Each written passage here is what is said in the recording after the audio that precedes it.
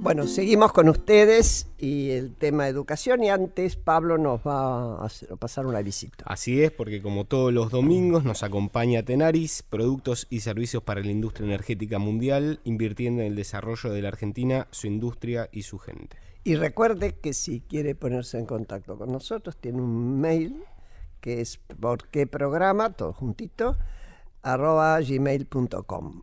Y Juan, te quedaste con ganas de hacerle preguntas a Elena. Hoy es tu programa, Juan. Nos interrogan. Gracias. Vos preguntás. Gracias, un lujo.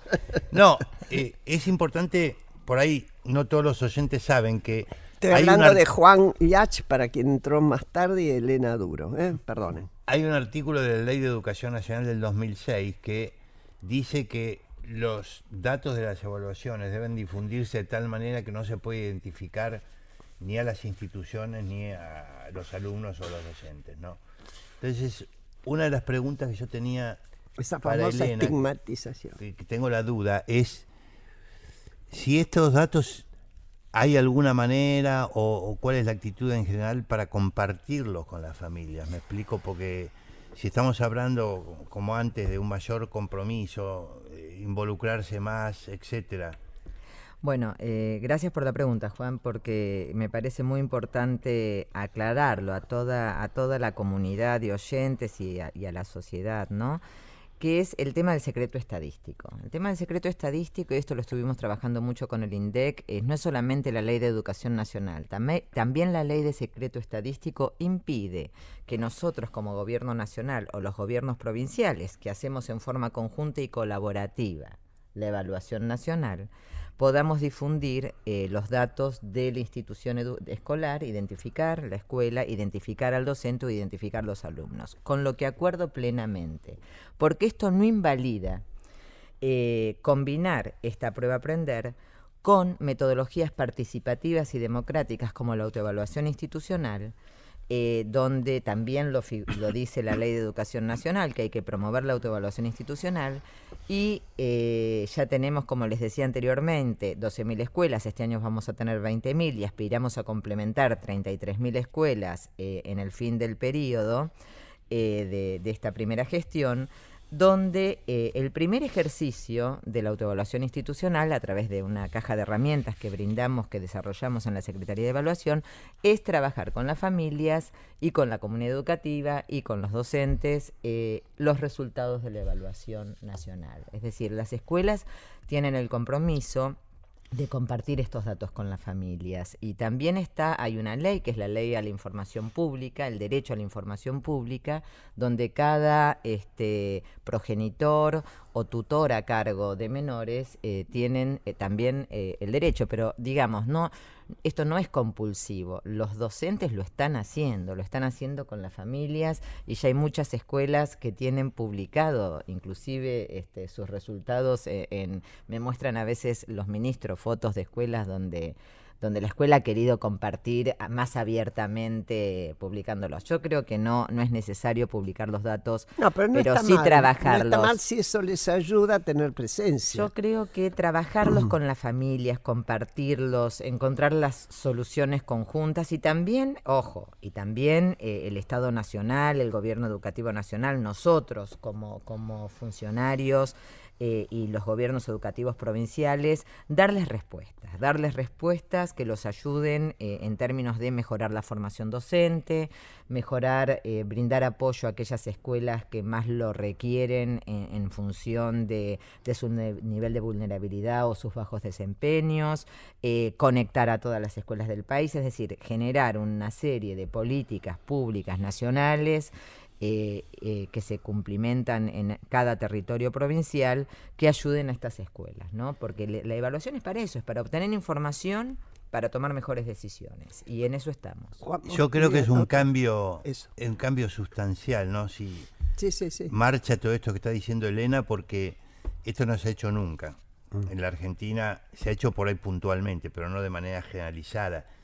Y esto es una especie de revolución educativa silenciosa. Esto que empiece a haber un diálogo sobre la sustancia. O sea, vino alguien, me dijo, ¿cómo andás? ¿Cómo te comparás con los demás? Lo comparto con la familia, los chicos. Eso es una semilla de cambio, yo creo, de una gran fertilidad. Y ahí viene un segundo punto relacionado. Estas 1.400 escuelas que ustedes identificaron, Elena, como escuelas de gestión estatal de zonas vulnerables y que sin embargo tuvieron resultados satisfactorios o inclusive avanzados. ¿Qué se puede hacer con ellas para darles un protagonismo, bueno, por lo aprender un poco de ellas? Sí, bueno, ¿viste? todas las provincias tienen, las autoridades provinciales tienen la base de estos tienen la base de todas las escuelas y de los resultados de aprender, por supuesto. Toda la información. Toda la información y cada ministro provincial ha felicitado a estas escuelas, pero se va a trabajar con estas escuelas porque primero todos quieren saber, no solamente son estas, hay también 3.900 escuelas rurales que las superaron rurales, el promedio me olvidé nacional. nombrar las rurales. Muy sí, impresionante, sí. muy impresionante. De hecho, muchas de estas 1.400 son rurales. Muchas son rurales, sí. Claro.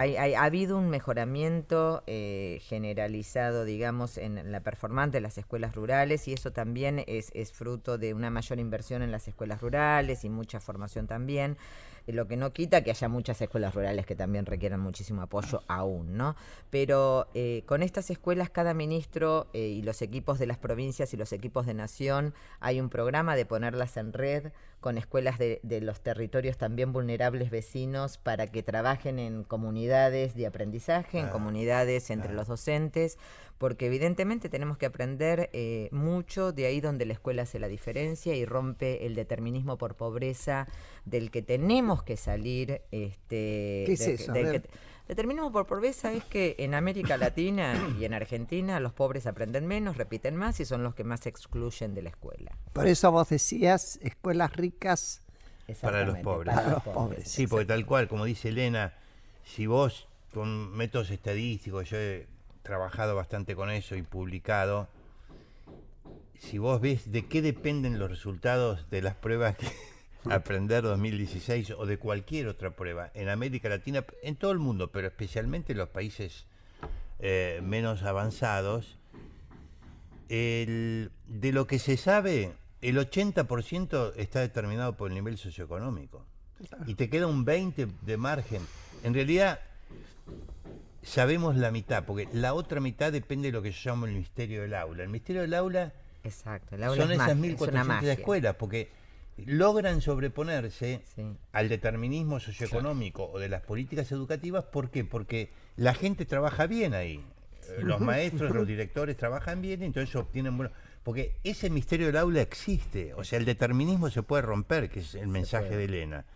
Pero para eso hay que ayudarlas, potenciarlas y escuchar y aprender de las que les está yendo bien, que es todo esto que está diciendo Elena, que sería realmente algo extraordinario en la medida que se ponga en marcha, porque nunca se ha hecho de manera sistemática. Se ha hecho, sí, pero de manera casos aislados. Elena, vos en el primer bloque dijiste que querías referirte a la excelencia educativa. Semanas atrás, el ex ministro de Educación, Filmus, volvió a repetir algo que fue un latiguillo, una premisa en el gobierno anterior, que es que cuando vos masificás la matrícula, eso va inexorablemente en detrimento a la calidad educativa. ¿Qué hay de cierto? Bueno, ¿se masificó la matrícula? Te agradezco la pregunta, porque esto es algo que yo he discutido con la anterior gestión educativa en foros, en seminarios y también a título personal. Y lo dije siempre desde UNICEF. La inclusión y la calidad son las dos caras de una misma moneda. Es decir, si nosotros la teoría que se sostuvo era primero hay que incluir y después me voy a ocupar de la calidad. Claro. Y cuando vos no mejorás la formación docente, la gestión directiva, la gestión de los supervisores y priorizás las dimensiones de formación docente que hay que mejorar en nuestro país, porque, por ejemplo, no es azaroso que en ciencias naturales a los chicos les vaya mejor. Hace muchos años, Juan Carlos Tedesco era ministro, que hoy lamentablemente no está entre nosotros, priorizó la enseñanza de las ciencias, lo mantuvo la gestión luego del ministro Sileoni, y hoy tenemos mejores resultados en el aprendizaje de la ciencia. Fue una política pública. Pusieron laboratorios en todas las escuelas del país y lo destaco. Exactamente, ciencias naturales. Llamó la por atención. Por eso a mí me pone loca cuando la gente dice, ¿qué nos pasó? Nos no, pasó, ¿qué hicimos o qué no hicimos? Pero para terminar la pregunta tuya, las dos caras de una misma moneda, ¿con esto qué quiero decir? Si nosotros incluimos, si todos los sistemas educativos de América Latina incluyeron más población, no somos solo los únicos. Por supuesto. Muchas veces son procesos naturales, por el crecimiento poblacional también. Entonces, todas las escuelas, todos los países incrementaron población escolar. Pero ¿Me permitís una interrupción puntual? Perdés la matrícula si no te lo voy a permitir. Es muy importante, es muy Dijo que importante no y lo que dice siguió. Elena, porque se trata de, por ejemplo, cuando nos va mal en las pruebas internacionales se dice, lo que pasa es que en la Argentina aumentó mucho la escolarización y por eso nos va peor. No. Y en los países de América Latina que nos han ido superando, Aumentó más. igual o más la escolarización, o sea que, perdóname, No, pero, no, no, era, pero algo era que quería lógico, subrayar, porque si no, negamos la realidad y eso no. Hay que cambiar no la es buen escuela, camino. hay que cambiar la escuela secundaria. Esto lo quiero destacar y lo quiero decir. Mira, Graciela, si vos ves una escuela hoy, cuando vos fuiste a la secundaria, cuando yo fui a la secundaria, cuando vos, Juan, fuiste a la secundaria, hoy casi tenemos la misma secundaria, un poco más desordenada o más indisciplinada.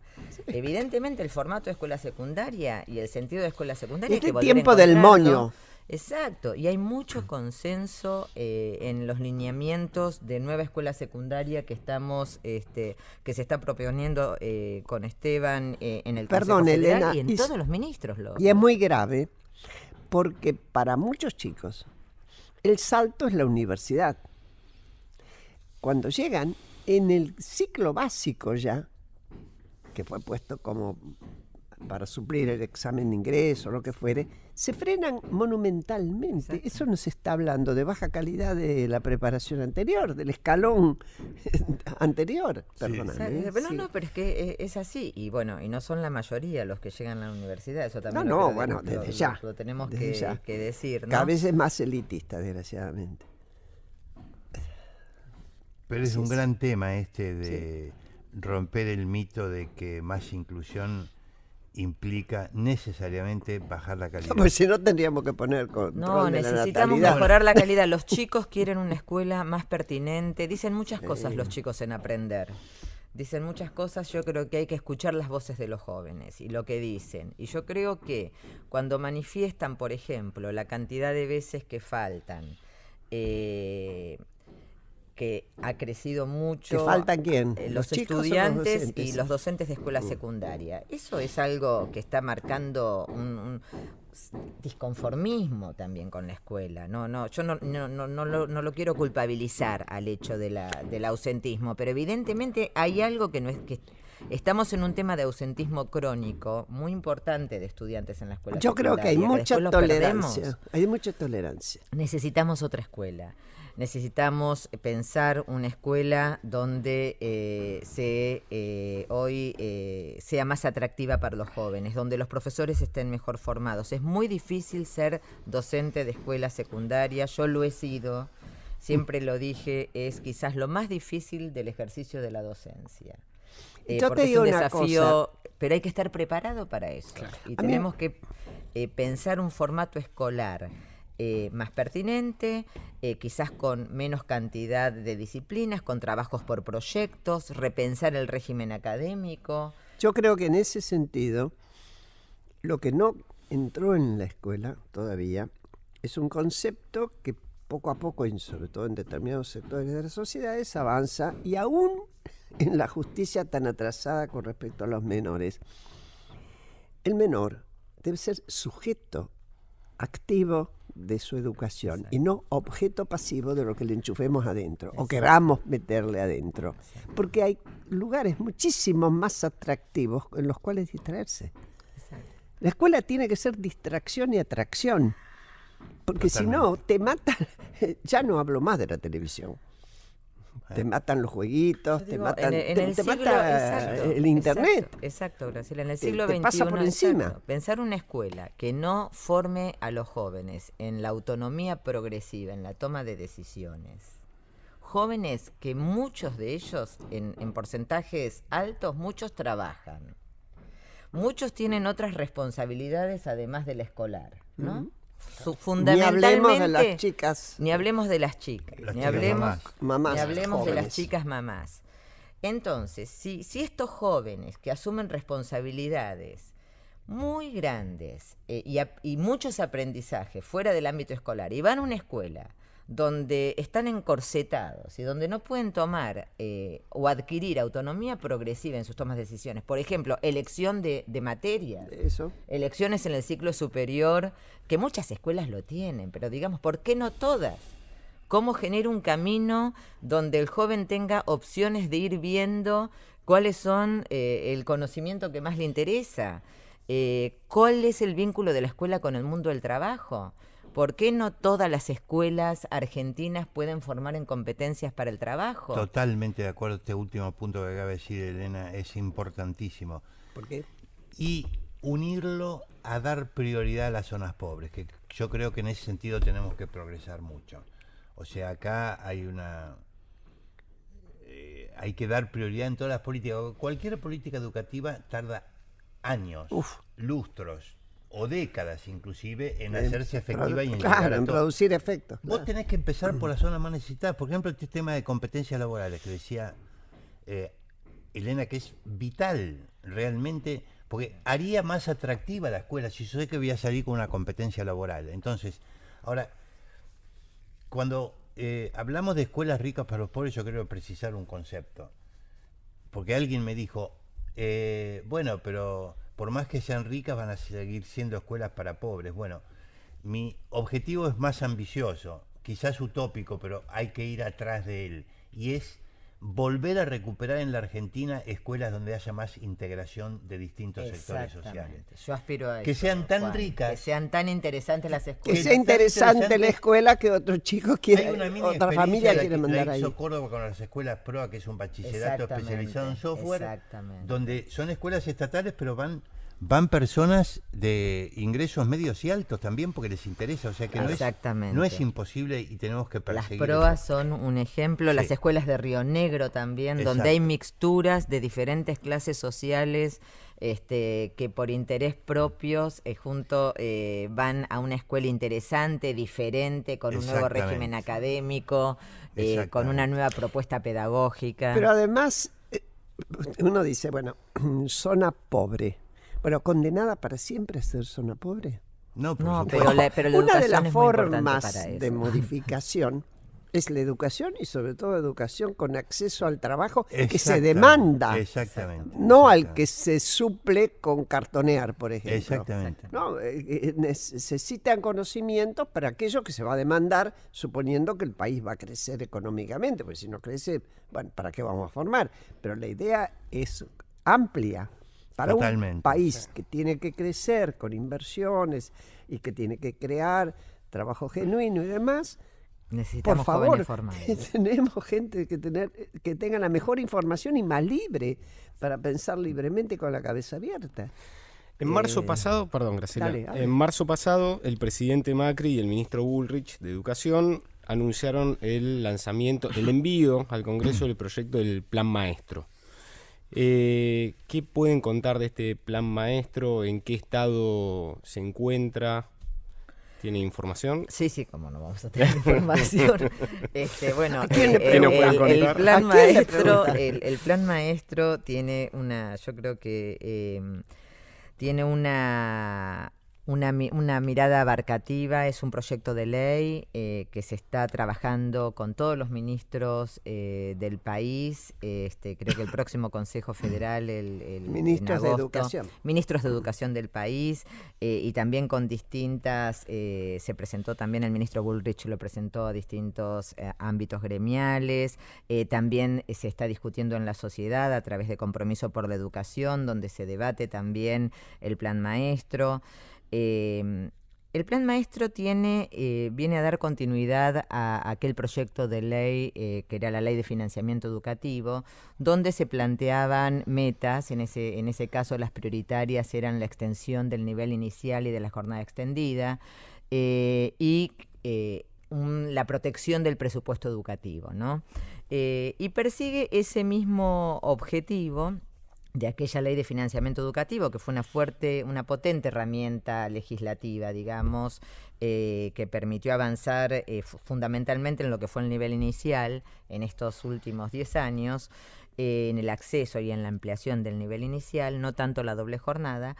El Plan Maestro, a diferencia, se propone por primera vez una mirada integral del sistema educativo, es decir, toca aspectos desde el nivel inicial hasta la universidad. Y yo creo que esta visión de sistema también es algo que faltaba en la normativa argentina. Es decir, cómo generamos una ley que abarque por primera vez a todos los niveles del sistema educativo. Y en función de cada uno de estos niveles, metas básicas que se están acordando con el conjunto de los 24 ministros del país, que se van a debatir en el Congreso. Dentro de estas metas está la extensión, la obligatoriedad de la sala de 3, la extensión de la jornada extendida, la reforma de la escuela secundaria, digamos, el pasaje y la articulación entre la universidad y el nivel secundario, que eso era una deuda muy grande, el pasaje de los estudiantes de una universidad a otra de una manera menos traumática de lo que es hoy. Es decir, cada nivel, la formación docente inicial y continua, la formación de directores y supervisores, la conectividad de todas las escuelas del país, digamos. Hay una serie de metas en donde se acuerda en el Consejo Federal y se van a debatir próximamente en el Congreso de la Nación, ¿no? Bueno, yo tengo que agradecerles a ambos. Yo no te lo había dicho, Juan, pero en realidad te habíamos invitado para colaborar en el programa para hacerle una evaluación a Elena Duro. Bueno. Fue una trampa vil.